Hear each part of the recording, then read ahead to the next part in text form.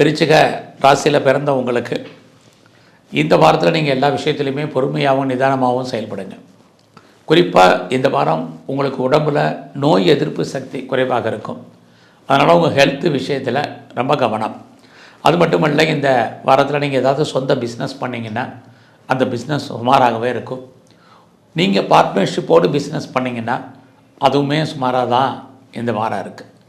இந்த வாரத்தில் உங்கள் கையில் பணம், தனம், பொருள் பெரிய லெவலில் இருந்தால் கூட அதனால் நமக்கு பிரயோஜனம் இல்லாத சூழ்நிலைகள் தான் இருக்குது.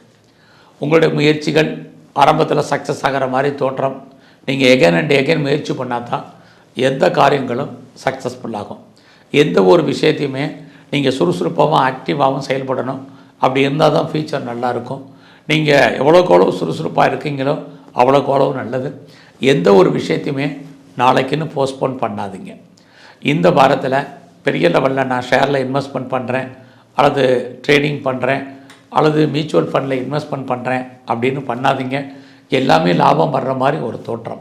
பெரும்பாலும் விட்டதை பிடிக்கணுங்கிற எண்ணம், மனநிலைகள் நமக்கு உருவாகும். அதனால் நமக்கு நன்மைகள் ஏற்படுவதற்கான வாய்ப்புகள் இல்லை.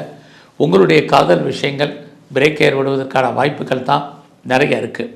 ரொம்ப நாளாக கிட்ஸ் இல்லை, குழந்தை இல்லை அப்படிங்கிறவங்களுக்கு குழந்தைக்கான வாய்ப்புகள், சந்தர்ப்பங்கள் உங்களுக்கு நிறையா இருக்குது.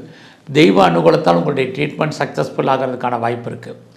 உங்களுடைய ப்ரொஃபஷன், உங்களுடைய கெரியர், ஜாப்பை பொறுத்த வரைக்கும் இந்த வாரம் சுமாராக இருக்குது.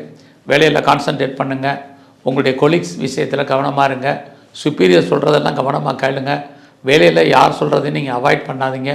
பொறுமையாகவும் நிதானமாகவும் இருந்தால் இந்த வாரம் உங்களுடைய கெரியர் நல்லா இருக்குது. இல்லைன்னா வேலையில் நமக்கு தேவையில்லாத மன வருத்தங்கள், பிரச்சனைகள் இருக்குது. இந்த வாரம் தேவையில்லாமல் கடன் வாங்காதீங்க. பெரும்பாலும் யாருக்கும் கடனும் கொடுக்காதீங்க. அதெல்லாம் திரும்ப வருவதற்கான வாய்ப்புகள் ரொம்ப குறைவு. ஸோ இந்த வாரத்தில் யாரெல்லாம் ஹையர் ஸ்டடி பண்ணணும்னு நினைக்கிறீங்களோ பரவாயில்லாமல் இருக்கும். இருந்தால் கூட உங்களுடைய கௌரவம், அந்தஸ்து, புகழ் ஏதோ ஒரு விதத்தில் கூடும் அல்லது காப்பாற்றப்படும். அது மட்டுமல்ல, உங்களுக்கு ஒரு புதுசாக நட்பு வட்டாரம், அதனால் உங்களுக்கு மகிழ்ச்சி, சந்தோஷம் இருக்குது. அந்நிய பாஷை, அந்நிய மொழி பேச நண்பர்களால் சகாயம், இது அத்தனையும் இந்த வாரம் உங்களுக்கு இருக்குன்னு தான் சொல்லணும்.